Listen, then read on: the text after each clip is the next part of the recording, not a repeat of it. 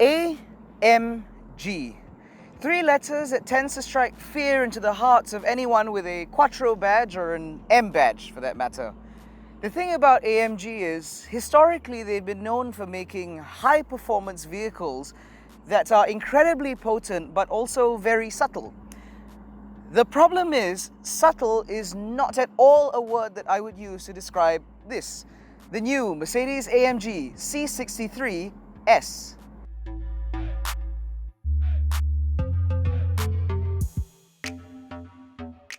Now, as I said earlier, this car is hardly describable as subtle. Not in any way, shape or form. Not its styling, not its flared wheel arches, not the black 19 or 20-inch staggered alloy wheels, not the carbon fiber pack that you see everywhere, not the 4 exhaust exits, which by the way are a little bit fake, but never mind. The thing is, the only thing about this car that is subtle to me is this tiny little spoiler. That's it. Aside from that, this entire car is leery, it's loud, it's in your face, which I guess if you're buying a 4-litre V8 kind of makes sense. You clearly have to be that sort of loud, leery type, but it is not for wallflowers. This is a little bit much, but in any case, it certainly looks like something that'll do 0 to 100 in 3.9 seconds and also consume an average of about 18 litres per 100 kilometers. So that's good. The other thing is that even though this car is very leery and very in your face, it does at least have a decently sized boot, because that's important in a performance car.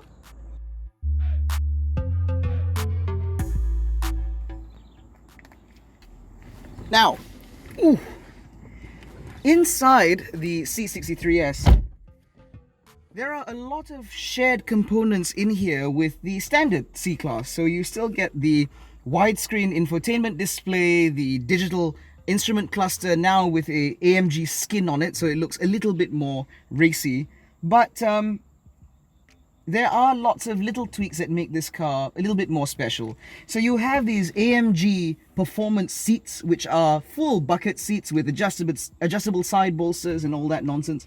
It comes with seat heaters as well, because you need that a lot in Malaysia. You get a carbon fiber center console with an AMG badge down here and an IWC Schaffhausen clock, which is absolutely stunning. I think this is the most appropriately designed item for this car. You also get the AMG Performance steering wheel. Now, this steering wheel is actually shared with the AMG GT line of cars. So you have your drive mode selector on the steering wheel, as well as a smaller adjustment toggle on the left side, which allows you to adjust all sorts of things, from the ferocity of the gear changes, the suspension setup, all sorts of nonsense that you can just change via sort of stuff on the steering wheel. Also, because this is the facelift model, it means that you get all of the best updated goodies, which means that you have the touch controllers on the steering wheel, so you can adjust all of your different settings all from here. You never have to take your hands off the wheel. That's important, because when you're driving this car, the last thing you want to do is be distracted.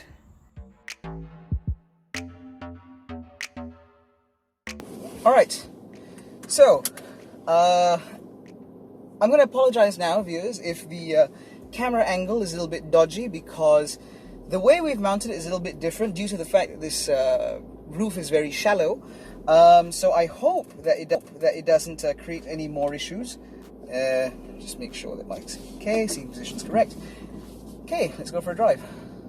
So, the C63 S this is a pretty special car, if I'm honest.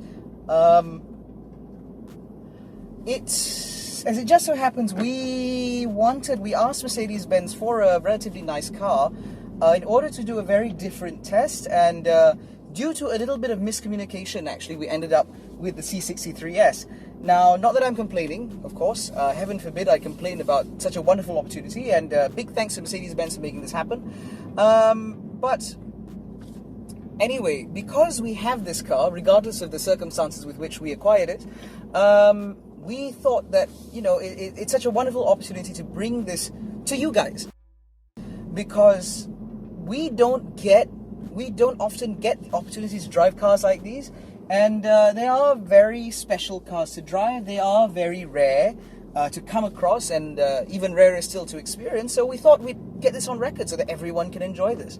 Now, the thing about this car is that it is very, very powerful. Very, very, very, very powerful. And I've driven the C43 before this, both in coupe and sedan form. I'll link the review to that now. But like I said, I've driven the 43s, which have a 3-litre V6 engine, very powerful. And the thing I remarked about that car was that the power it had was, it was very usable in the sense that you could use it every day. It is a car that you can live with every day, and it's not going to bite your head off. This car feels like it's actively trying to murder you, because I've only hit full throttle maybe once, and if I just sort of, it picks up and goes with so much ferocity, and I'm only doing 60 kilometers now, but it picks up and goes with such ferocity that you very rarely need to use full throttle. If I'm honest, this is very much toy in terms of the way it drives and feels. This doesn't in any way kind of portray itself as a car that you can use every day, but rather a car that you use on special occasions, or a car that you keep in your garage for those weekends where you're taken over by a mood and you absolutely need to hear the grumble of a V8. So again, we'll go through the stats again. So this 4-litre V8 bi-turbo, 500 horsepower, 700 Newton meters of torque, 0 to 100 in under 4 seconds. It is alarmingly fast, this thing. It's just that in a C43, there are times where you can forget the fact that you are in a full hot-blooded AMG, because when you sit in comfort mode and the suspension slackens off, you're so comfortable and you're so well insulated and cocooned from the whole world that it doesn't matter. For you, it's just a matter of, I'm in my very, very nice Mercedes-Benz. And while this is indeed a very, very nice Mercedes-Benz, you can't run away from the 63S-ness of it. Things like, for example, the steering wheel, which, as I said, was nicked straight out of the AMG GT range of cars. You can't hold onto Alcantara and not know that you're in something a little bit special. The carbon fiber everywhere. The carbon fiber only on the center stack. They could have put more carbon fiber in lots of other places. The fact they just put it here shows an immense amount of restraint. But even then, this swath of carbon fiber, it just says that this is a special car. And then the moment you go anywhere near the throttle, the car just wants to absolutely gun it. So I'm doing 70 kilometers right now, and I'm just going to move my foot by just a couple of degrees, yeah? And, okay, it's gone from 9th to 7th, and now I'm doing 90, and I'm climbing, and I'm climbing. My foot is still set at the same position, yeah, and I'm already doing 120. So, like I said, this car just doesn't allow you to forget the fact that you're in a 63. The thing about AMG cars was that, or at least AMGs of old, was that even though they were absolute monsters when you poked and prodded them and you annoyed them, they could maintain a very stiff upper lip and a very composed nature when they're in a good mood. So if you don't antagonize the car, then it's not going to bite you in the ass. But with this, it just seems very apparent to me that it's not so much sort of waiting to be pissed off. It's like it's perpetually pissed off, and it's waiting for that little breakover point where the moment you lapse in judgment ever so slightly, and that's when it will just bite on you, pounce, and murder you immediately.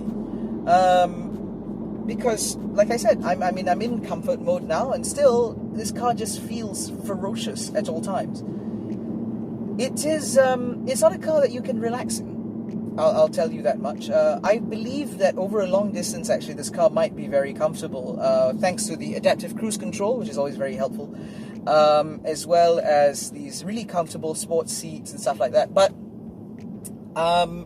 in terms of day-to-day usability, this isn't the car for you. Oh, it's got stop-start. This isn't the car for day-to-day usability.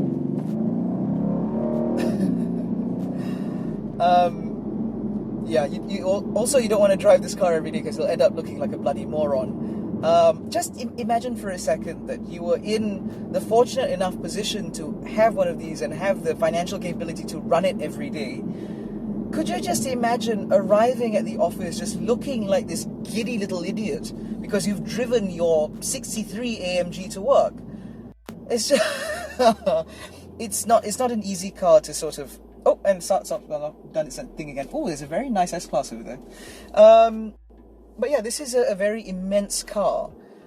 For miles per mile, this car's definitely got it, because that noise, the rumble of the V8, the immediacy and relentlessness of the power delivery is just something else. But again, in terms of daily usability, there is a lot more to this car, or rather there's too much to this car for it to be truly usable on a day-to-day basis.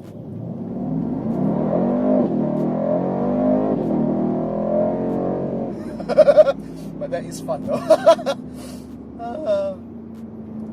But I feel like that's the only real highlight to this car, for just when you're gunning it a little bit and you hear the for a little while, and that's it. And then after that, you just want to chill out, drive like a normal human being with a massive smile on your face.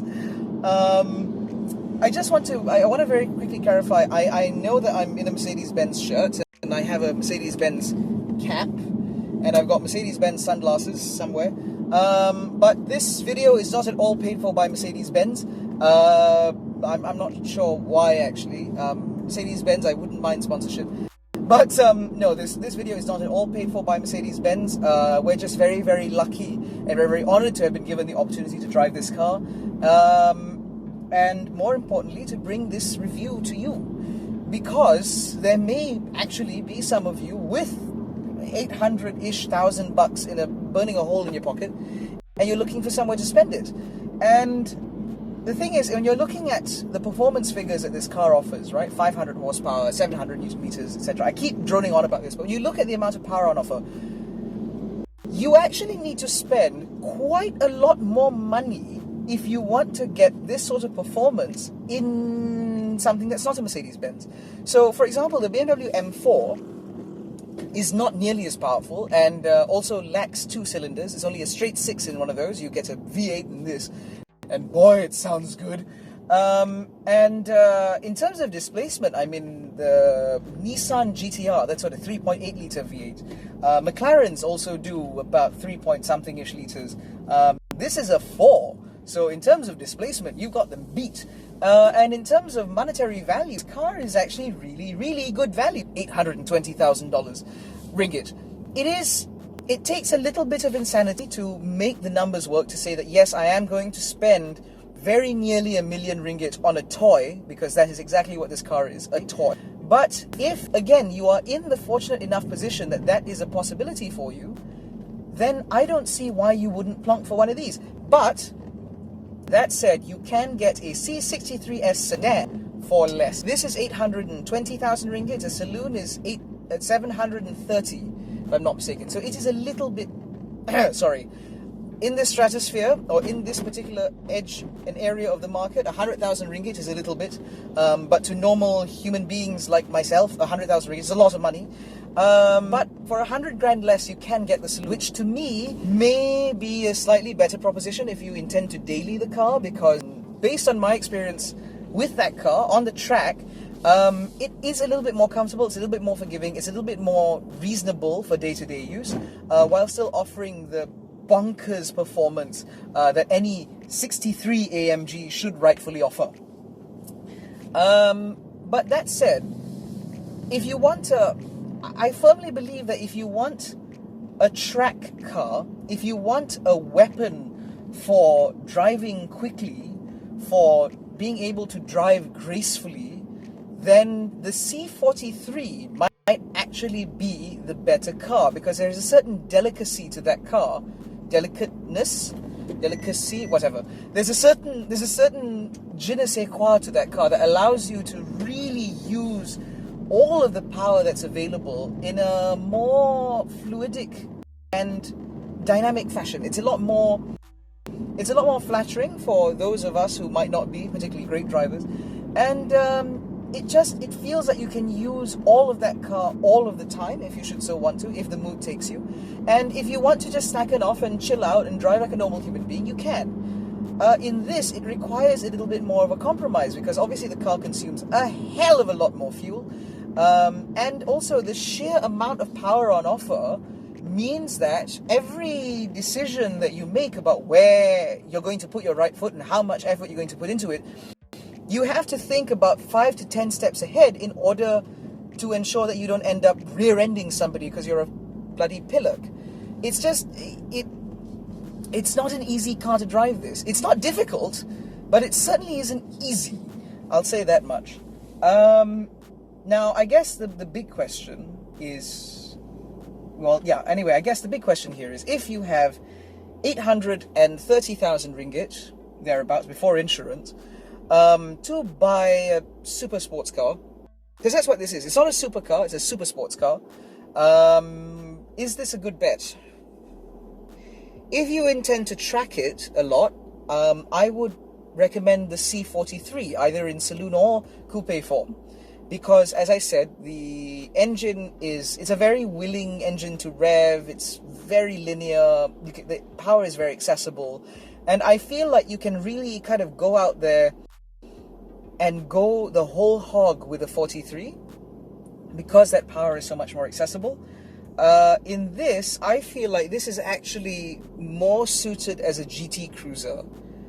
I think if you want to do lots of distance at very high speed, even though it's highly illegal, and you want to do so in comfort, and you want to be able to just stand out from your regular C-Class coupe buyer, this is definitely it. This is an amazing car. It's just not an easy one to recommend, but it is a great car. Make no mistake, it is a great car. I'm just going to hit it because...